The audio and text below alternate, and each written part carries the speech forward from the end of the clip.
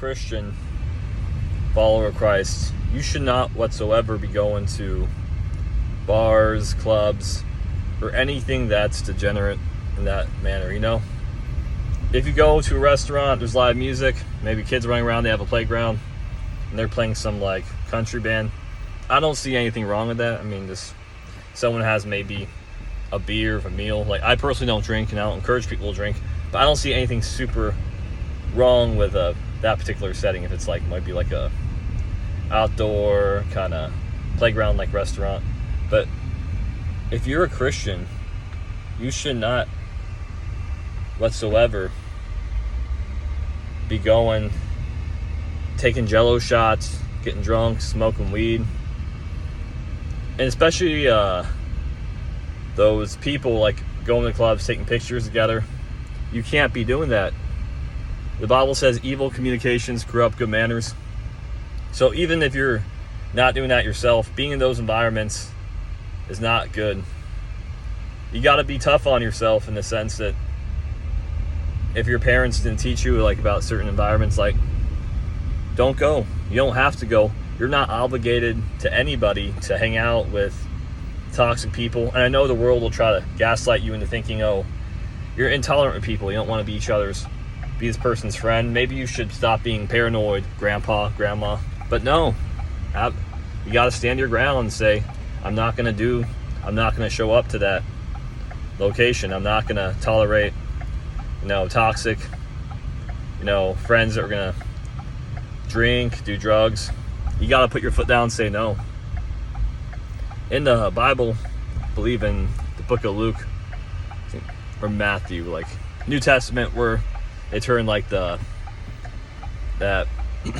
place of worship into a marketplace, and Jesus was angry. He was like flipping tables, had that righteous anger.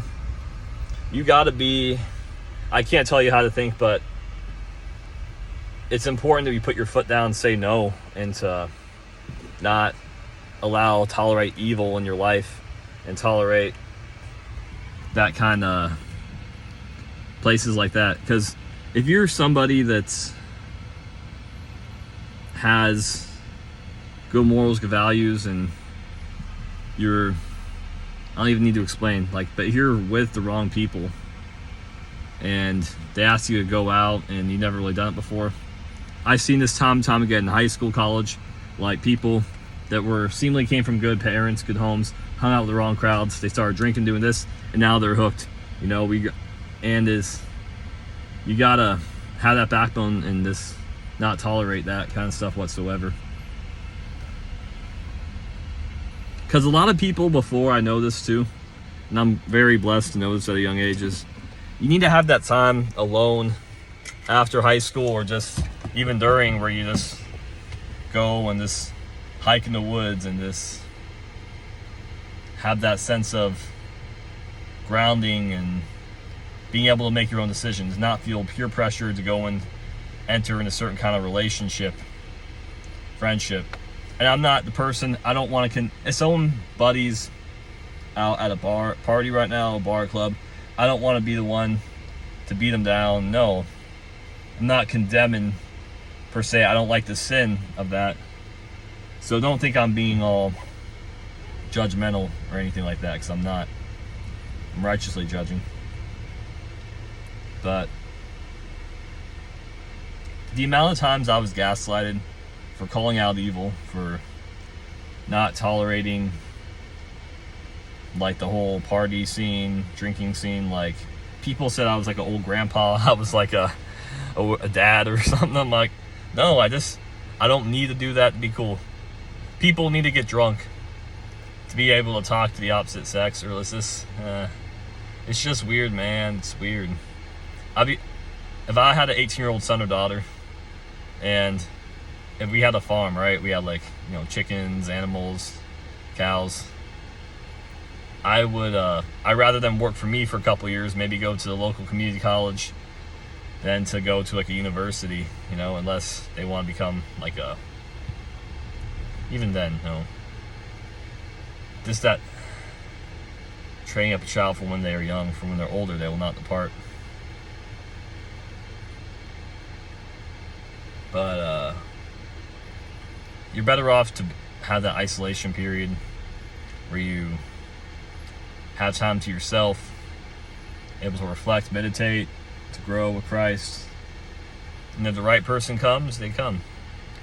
Or if you have people in your life that are good friends, then that's awesome. A friend will never make you feel bad. A real friend will never covertly put you down in backwards compliments kind of ways. If you find a friend that becomes closer than a brother, that's a great thing. But as time and time again you see in the news, it's like, or people like to have corrupt friends and they get corrupt themselves. And here's the thing too, if someone's not perfect, I mean, we're all not perfect, right? If someone's been trying to do their best and willing to change and willing to learn, then give somebody grace for that. But your heart posture, like in friendships, like you gotta be, you uplifting one another, have that camaraderie, you know, and don't take things so serious yourself. It's, you know, it's, tree by its fruit. So no one's cool, you can hang out. But yeah, guys, I want y'all to be careful out there. And yeah, you call me Uncle Max or something. The uncle that you never had. Guys, I'm gonna end this video here. Peace. I'm out.